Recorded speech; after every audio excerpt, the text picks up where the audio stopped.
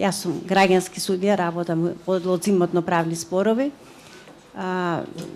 Овие предмети спаѓаат во едни од најтешките предмети за еден граѓански судија од емотивен карактер. Затоа што ние сме луѓе и не можеме да не сочувствуваме со тие луѓе. Јас конкретно имам судено неколку предмети каде што многу долго траел притворот и навистина кога го сослушуваш тужителот, едноставно дури не можеш да го прашаш нешто, бидејќи тоа што го кажува се.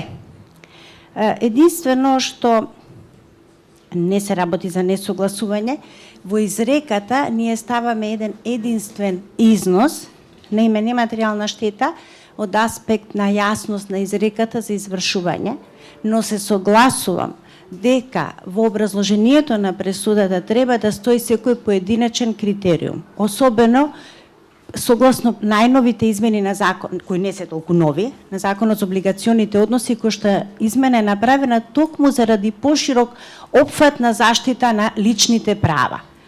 Меѓутоа, од аспект на првостепен суд ќе ви кажам дека ние имаме се уште став на повисоките судови каде што тврдат дека правно релевантен страф има само ако се бидеш физички повреден. Па сега ставете се во кожата на еден првостепен суд. Мислам, јас немам дилема да досудам тука и кога сметам дека тоа правно релевантен досудувам, меѓутоа знам дека тоа тешко поминува.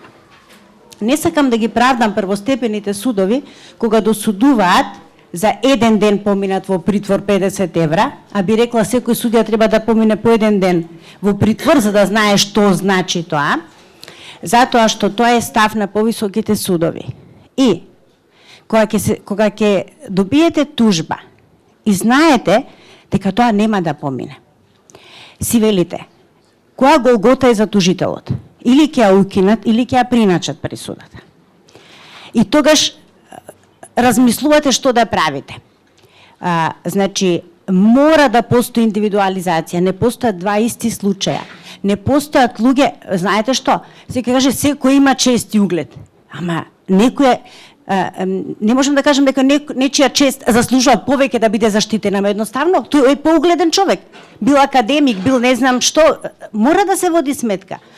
Но на крај, кога ќе дојде во повисоките судови, се сублимира на цифра. Еден ден притвор, 50 евра.